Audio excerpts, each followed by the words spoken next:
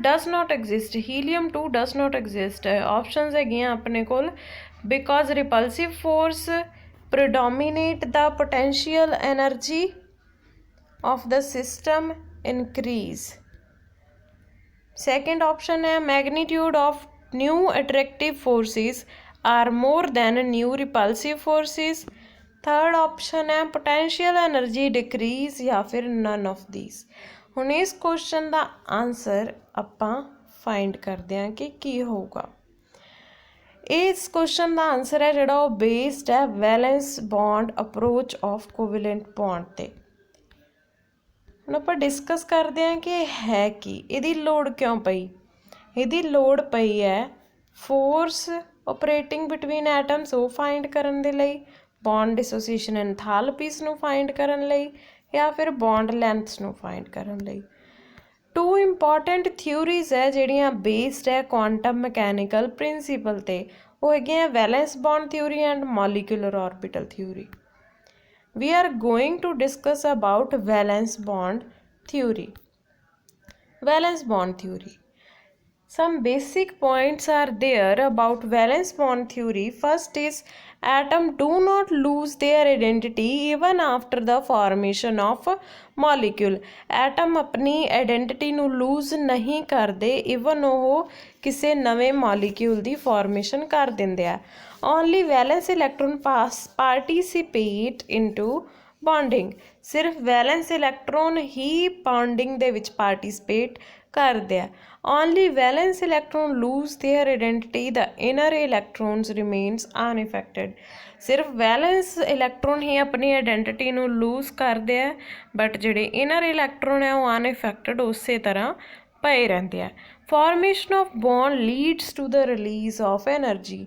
जिहड़ी फॉर्मेशन है बॉन्ड्स की वो किस चीज़ नूं रिप्रजेंट करती है कि एनर्जी है जिहड़ी वो रिलीज हो रही है। Larger the decrease in energy strong will be the bond formed. जिन्नी ज़्यादा एनर्जी जिहड़ी वो घटूगी उन्ना ही ज़्यादा स्ट्रोंग बॉन्ड फॉर्म होगा। हुण ये तां जनरल जी गल है, आपां नूं पता ही है कि जिन्नी एनर्जी घट होगी किसी मॉलीक्यूल की वो उन्ना स्ट्रोंग होगा, उन्ना ही वो स्टेबल होगा। अगर किसी चीज़ की एनर्जी ज़्यादा है मतलब वो टिक के नहीं बैठ रहा किते, दैट मीनस वो स्टेबल नहीं है। अगर एनर्जी घट है मतलब वो स्टेबल है, कुछ स्टेबिलिटी है। अगर एनर्जी ज़्यादा है तो वो अनस्टेबल है, मतलब वो टिक के नहीं बैठ पा रहा किते भी। अगे valence bond treatment for hydrogen molecule. Let HA be the one hydrogen atom and EA be the electron in it, and HB be the other hydrogen atom and EB be the electron in it. Types of forces केड़ियां attractive forces and repulsive forces जिहड़ियां किसी भी molecule दे विच act करदियां। For example hydrogen and hydrogen ये मिल के बनाते हैं H2। हुण ये जिहड़ा H2 उन्होंने बनाया है, हाइड्रोजन एंड हाइड्रोजन आपस कंबाइन किवें होया, किहड़ियां फोर्सिस इन्हां दे विच लगियां, वो टाइप्स ऑफ फोर्सिस है। कुछ अट्रैक्टिव फोर्सिस होंदे हैं, कुछ रिपल्सिव फोर्सिस होंदे हैं। ये किवें ऑपरेट करदियां ये आपां हुण पढ़ांगे। अट्रैक्टिव फोर्सिस की है कि अट्रैक्टिव फोर्सिस कित्थे लगदियां। अट्रैक्टिव फोर्सिस आपां नूं पता है कि पॉजिटिव या नैगेटिव चार्ज दे विच लगणगियां, अपोजिट चार्जिस दे विच लगदियां। तो अट्रैक्शन किहदे विच हो सकदी है? Nucleus of one atom and its own electron. एक एटम का न्यूक्लियस तो वो अपने ही इलैक्ट्रॉन के नाल हो सकती है, या फिर की हो सकता है कि nucleus of one atom and electron of other atom. मतलब न्यूक्लियस ने इलैक्ट्रॉन के नाल अट्रैक्शन करनी है, भावें वो अपने इलैक्ट्रॉन नाल करे भावें वो दूसरे दे इलैक्ट्रॉन के नाल करे। न्यूक्लियस ने इलैक्ट्रॉन नाल ही अट्रैक्शन करनी है, क्योंकि न्यूक्लियस के कोल पॉजिटिव चार्ज है एंड इलैक्ट्रॉन कोल नैगेटिव चार्ज है। अट्रैक्शन उन्हां दे विच ही होगी। रिपल्सिव फोर्सिस किहड़ियां कि रिपल्सिव फोर्सिस है जिहड़ियां वो किन्हां दे विच होंदियां, पॉजिटिव दे विच होणगियां, नैगेटिव दे विच होणगियां। मतलब सेम चार्जिस दे विच रिपल्सिव फोर्सिस होंदियां। रिपल्सिव फोर्सिस किहदे विच होणगियां? इलैक्ट्रॉन दे विच ते न्यूक्लियस दे विच होणगियां। repulsive forces, these forces between electron of one atom and electron of other atom and nucleus of one atom and nucleus of other atom. ਇਹ ਹਾਈਡਰੋਜਨ ਦਾ ਮੋਲੀਕਿਊਲ ਹੈ ਤੇ ਇਹਦੇ ਵਿੱਚ ਅਟਰੈਕਟਿਵ ਐਂਡ ਰਿਪਲਸਿਵ ਫੋਰਸਿਸ ਡਾਇਗਰਾਮੈਟਿਕਲੀ ਸ਼ੋ ਕੀਤੇ ਗਏ ਆ। ਜਿਵੇਂ ਐਚ ਹਾਈਡਰੋਜਨ ਹੈ ਜਿਹੜਾ ਹਾਈਡਰੋਜਨ ਏ ਉਹ ਬੀ ਦੇ ਨਾਲ ਅਟਰੈਕਟਿਵ ਫੋਰਸਿਸ ਨਾਲ ਜੁੜਿਆ ਹੋਇਆ, ਹਾਈਡਰੋਜਨ ਹੈ ਜਿਹੜਾ ਉਹ ਆਪਣੇ ਇਲੈਕਟ੍ਰੋਨ ਦੇ ਨਾਲ ਵੀ ਜੁੜਿਆ ਹੋਇਆ। ਤਾਂ ਜਿਹੜੀਆਂ ਡੋਟਡ ਹੈ ਇਹ ਹੈਗੀਆਂ ਓਲਡ ਫੋਰਸਿਸ ਐਂਡ ਜੋ ਸੋਲਿਡ ਲਾਈਨ ਦੇ ਨਾਲ ਹੈ ਇਹ ਨਿਊ ਫੋਰਸਿਸ ਹੈ। ਮਤਲਬ ਜਦੋਂ ਹਾਈਡਰੋਜਨ ਦੇ ਮੋਲੀਕਿਊਲ ਦੀ ਫਾਰਮੇਸ਼ਨ ਹੁੰਦੀ ਹੈ ਜਿਹੜੀਆਂ ਪੁਰਾਣੀਆਂ ਅਟਰੈਕਟਿਵ ਫੋਰਸਿਸ ਆ ਉਹ ਖਤਮ ਹੋ ਜਾਂਦੀਆਂ ਤੇ ਨਵੀਆਂ ਅਟਰੈਕਟਿਵ ਫੋਰਸਿਸ ਜਨਰੇਟ ਹੋ ਜਾਂਦੀਆਂ। ਪੁਰਾਣੀਆਂ ਅਟਰੈਕਟਿਵ ਫੋਰਸਿਸ ਕਿਹੜੀਆਂ ਸੀਗੀਆਂ? ਜਿਹੜੀਆਂ ਆਪਣੇ ਹੀ ਨਿਊਕਲੀਅਸ ਦੀ ਆਪਣੇ ਹੀ ਇਲੈਕਟ੍ਰੋਨ ਦੇ ਨਾਲ ਸੀ। ਨਵੀਂ ਜਿਹੜੀ ਜਨਰੇਟ ਹੋਈ ਆ ਮੋਲੀਕਿਊਲ ਬਣਨ ਦੇ ਲਈ ਉਹ ਕਿਹੜੀ ਹੈ ਕਿ ਇੱਕ ਨਿਊਕਲੀਅਸ ਦੀ ਕਿਸੇ ਦੂਸਰੇ ਇਲੈਕਟ੍ਰੋਨ ਦੇ ਨਾਲ ਅਟਰੈਕਟਿਵ ਫੋਰਸ ਬਣਦੀ ਹੈ ਤਾਂ ਉਹ ਮੋਲੀਕਿਊਲ ਦੀ ਫਾਰਮੇਸ਼ਨ ਹੁੰਦੀ ਹੈ। ਨੀਚੇ ਆ ਰਿਪਲਸਿਵ ਫੋਰਸਿਸ ਦਾ ਡਾਇਗਰਾਮ। ਰਿਪਲਸਿਵ ਫੋਰਸਿਸ ਕਿਹਦੇ ਵਿੱਚ ਹੋਣਗੀਆਂ? ਇਲੈਕਟ੍ਰੋਨ ਦੇ ਵਿੱਚ ਤੇ ਇੱਕ ਇਲੈਕਟ੍ਰੋਨ ਦੇ ਵਿੱਚ ਤੇ ਦੂਸਰੇ ਇਲੈਕਟ੍ਰੋਨ ਦੇ ਵਿੱਚ ਤੇ ਇੱਕ ਨਿਊਕਲੀਅਸ ਦੇ ਵਿੱਚ ਤੇ ਦੂਸਰੇ ਨਿਊਕਲੀਅਸ ਦੇ ਵਿੱਚ ਸੇਮ ਚਾਰਜਿਸ ਦੇ ਵਿੱਚ ਰਿਪਲਸਿਵ ਫੋਰਸਿਸ ਹੁੰਦੀਆਂ। ਸਮ ਇੰਪੋਰਟੈਂਟ ਪੁਆਇੰਟਸ ਟੂ ਰਿਮੈਂਬਰ। ਇਸ ਥਿਊਰੀ ਦੇ ਕੁਝ ਬੇਸਿਕ ਪੁਆਇੰਟ ਹੈ ਉਹ ਯਾਦ ਰੱਖਣੇ ਆ। ਇਹ ਬਹੁਤ ਜ਼ਿਆਦਾ ਇੰਪੋਰਟੈਂਟ ਹੈ ਇਸ ਥਿਊਰੀ ਨੂੰ ਪੜ੍ਹਨ ਦੇ ਲਈ। ਇੰਪੋਰਟੈਂਟ ਪੁਆਇੰਟਸ ਜਿਹੜੀਆਂ ਜਦੋਂ ਕੋਈ ਮੋਲੀਕਿਊਲ ਦੀ ਫਾਰਮੇਸ਼ਨ ਹੁੰਦੀ ਹੈ ਤਾਂ ਕੀ ਹੁੰਦਾ ਹੈ ਕਿ ਜਿਹੜੀਆਂ ਅਟਰੈਕਟਿਵ ਫੋਰਸਿਸ ਆ ਉਹ ਇਨਕਰੀਜ਼ ਕਰ ਜਾਂਦੀਆਂ ਐਜ਼ ਕੰਪੇਅਰ ਟੂ ਰਿਪਲਸਿਵ ਫੋਰਸਿਸ, ਤਾਂ ਹੀ ਕਿਸੇ ਬੌਂਡ ਦੀ ਫਾਰਮੇਸ਼ਨ ਹੋਊਗੀ। ਜੇਕਰ ਰਿਪਲਸਿਵ ਫੋਰਸਿਸ ਇਨਕਰੀਜ਼ ਕਰ ਗਈਆਂ ਦੈਟ ਮੀਨਸ ਉਹ ਤਾਂ ਦੂਰ ਦੂਰ ਹੋ ਗਿਆ, ਉਹਨਾਂ ਦੇ ਵਿੱਚ ਕੋਈ ਬੌਂਡਿੰਗ ਨਹੀਂ ਹੋਈ, ਕੋਈ ਅਟਰੈਕਸ਼ਨ ਨਹੀਂ ਹੋਈ। ਅਗਰ ਅਟਰੈਕਟਿਵ ਫੋਰਸਿਸ ਇਨਕਰੀਜ਼ ਕਰਦੀਆਂ ਤਾਂ ਹੀ ਕਿਸੇ ਮੋਲੀਕਿਊਲ ਦੀ ਫਾਰਮੇਸ਼ਨ ਹੁੰਦੀ ਹੈ।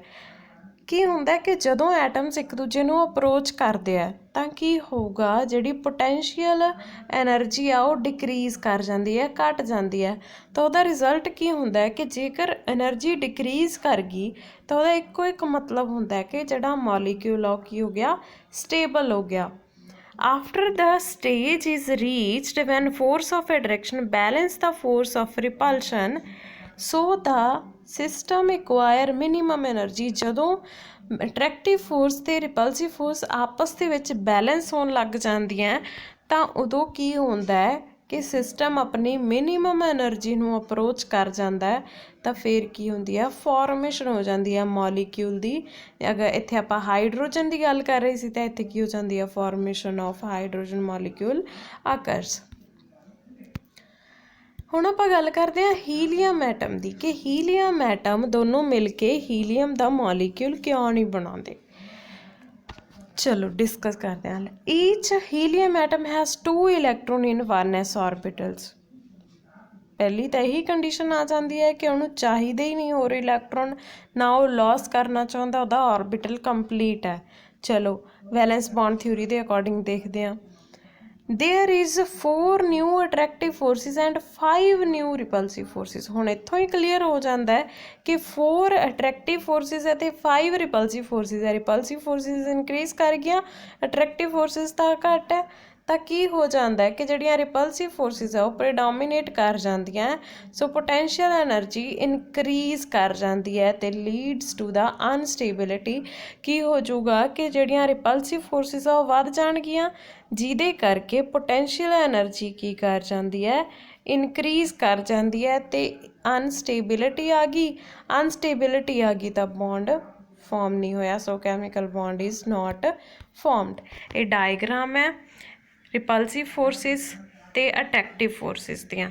ਪਹਿਲਾਂ ਆਪਾਂ ਅਟਰੈਕਟਿਵ ਫੋਰਸਿਸ ਦੀ ਗੱਲ ਕਰਦੇ ਹਾਂ। ਹੀਲੀਅਮ ਦੇ ਵਿੱਚ 2 ਇਲੈਕਟ੍ਰੋਨਸ ਆ। ਉਹ ਆਪਣੇ ਓਲਡ ਰਿਲੇਸ਼ਨਸ ਖ਼ਤਮ ਕਰਕੇ ਨਿਊਕਲੀਅਸ ਦੇ ਨਾਲ ਉਹ ਕਿਸੇ ਦੂਸਰੇ ਨਿਊਕਲੀਅਸ ਦੇ ਨਾਲ ਅਟਰੈਕਟਿਵ ਫੋਰਸਿਸ ਬਣਾ ਰਿਹਾ। ਠੀਕ, ਜਿਹੜੀਆਂ ਡੋਟਡ ਲਾਈਨਸ ਹੈ ਉਹ ਕੀ ਰਿਪਰਜੈਂਟ ਕਰਨੀਆਂ? ਓਲਡ ਫੋਰਸਿਸ ਨੂੰ। ਤੇ ਜਿਹੜੀ ਸਟਰੋਂਗ ਲਾਈਨ ਹੈ ਡੈਸ਼ ਲਾਈਨ ਓਲਡ ਫੋਰਸ ਨੂੰ ਰਿਪਰਜੈਂਟ ਕਰ ਰਹੀ ਹੈ ਤੇ ਸੋਲਿਡ ਲਾਈਨ ਹੈ ਜਿਹੜੀ ਉਹ ਨਿਊ ਫੋਰਸ ਨੂੰ ਰਿਪਰਜੈਂਟ ਕਰ ਰਹੀ ਹੈ। ਤਾਂ ਇੱਥੇ ਕਿੰਨੀਆਂ ਸੋਲਿਡ ਲਾਈਨਸ ਹੈ? 1 2 3 एंड 4, मतलब 4 अट्रैक्टिव फोर्सेस है, ठीक है। And repulsive forces same charges ਦੇ ਵਿੱਚ ਹੋਊਗੀ। रिपल्सिव फोर्सेस ਕਿੰਨੀਆਂ, ਇੱਕ ਇਹਨਾਂ ਦੋ ਇਲੈਕਟ੍ਰੋਨਸ ਦੇ ਵਿੱਚ, ਦੋ ਨੀਚੇ ਵਾਲੇ ਦੋ ਇਲੈਕਟ੍ਰੋਨਸ ਦੇ ਵਿੱਚ, ਨਿਊਕਲੀਅਸ ਦੇ ਵਿੱਚ 3, ਇਸ ਇਲੈਕਟ੍ਰੋਨ ਦੇ ਵਿੱਚ ਤੇ ਇਸ ਇਲੈਕਟ੍ਰੋਨ ਦੇ ਵਿੱਚ 4, ਇਸ ਇਲੈਕਟ੍ਰੋਨ ਤੇ ਇਸ ਇਲੈਕਟ੍ਰੋਨ ਦੇ ਵਿੱਚ 5, 5 ਇਹਦੇ ਵਿੱਚ ਕੀ ਹੈ, ਰਿਪਲਸਿਵ ਫੋਰਸਿਸ ਹੈ। ਤਾਂ ਰਿਪਲਸਿਵ ਫੋਰਸਿਸ ਕੀ ਕਰ ਜਾਂਦੀਆਂ, ਇਨਕਰੀਜ਼ ਕਰ ਜਾਂਦੀਆਂ, ਅਟਰੈਕਟਿਵ ਫੋਰਸਿਸ ਡਿਕਰੀਜ਼ ਕਰ ਜਾਂਦੀਆਂ, ਜਿਹਦੇ ਕਰਕੇ ਐਨਰਜੀ ਹੈ ਜਿਹੜੀ ਉਹ ਇਨਕਰੀਜ਼ ਕਰ ਜੂਗੀ, ਅਨਸਟੇਬਿਲਿਟੀ ਹੋ ਜੂਗੀ ਅਤੇ ਬੌਂਡ ਫਾਰਮ ਨਹੀਂ ਹੋਊਗਾ, ਜਿਹਦੀ ਵਜ੍ਹਾ ਨਾਲ ਹੀਲੀਅਮ ਐਟਮ ਹੈ ਜਿਹੜਾ ਉਹ ਫਾਰਮੇਸ਼ਨ ਨਹੀਂ ਕਰਦਾ ਮੋਲੀਕਿਊਲ ਦੀ। ਸੋ ਇਹ ਸੀਗਾ all about valence shell electron pair repulsion theory and valence bond theory. ਇੱਥੋਂ ਤੱਕ ਆਪਣਾ ਪੂਰਾ ਕੈਮੀਕਲ ਬੌਂਡਿੰਗ ਚੈਪਟਰ ਕੰਪਲੀਟ ਹੋ ਜਾਂਦਾ ਹੈ। ਨੈਕਸਟ ਸੈਸ਼ਨ ਦੇ ਵਿੱਚ ਆਪਾਂ ਇਸ ਚੈਪਟਰ ਦੇ ਨਾਲ ਰਿਲੇਟਡ 100 MCQ ਕਰਾਂਗੇ। Thank you, have a nice day.